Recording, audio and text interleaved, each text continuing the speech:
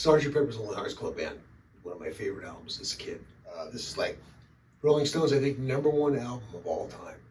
There's no other album cover that looked like this at the time. It's the first album cover to come like this.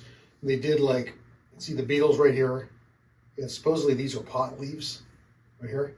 If you look at that little flower arrangement, that's Paul's bass right there, a little flower arrangement right there. And they had somebody had left this Rolling Stones doll at the studio. They stuck it in the picture, wax figures of the Beatles.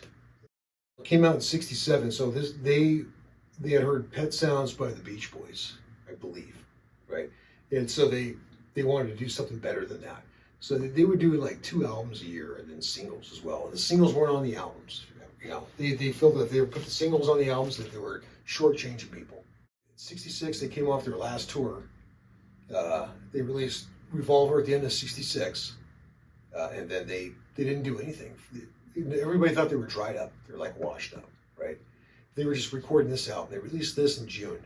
But it came out and just floored everybody. It's like the Rolling Stones. Mick Jagger was saying, he goes, yeah, we're just kind of waiting to see what the Beatles released to see where pop music was going to go next. Jeff Emmerich engineered this, and then George Martin produced it. He did Revolver before this.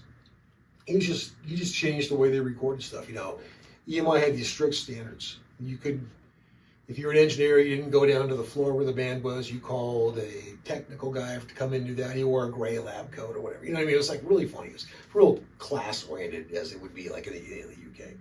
And you know, the UK was behind the US in terms of recording. Yet everybody was waiting to see what these guys were going to do because everybody was trying to sound like this. Emmerich used the Fairchild on like everything. Vocals. There was the 660 and the 670. So, you know, Jeff Emmerich, you know, he close mic'd the drums. No one had done that before. He started doing that on Revolver. And he got in trouble for that because that was against EMI policy.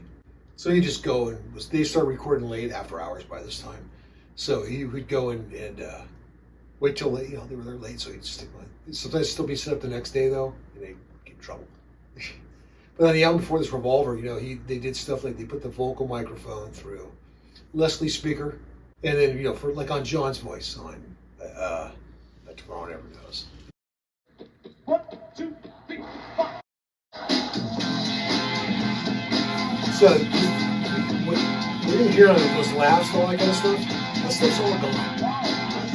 For some reason they had remixed and took that stuff out now. So there's a lot of stuff here that I haven't heard in years, because I haven't listened to the old in years. I don't know if you can hear that, like that reverb on the vocal. That's like just the real reverb. They played this song live. And they had a bass later. They all three were playing guitar and Ringo on drums. And Paul singing live, and they had the harmonies after.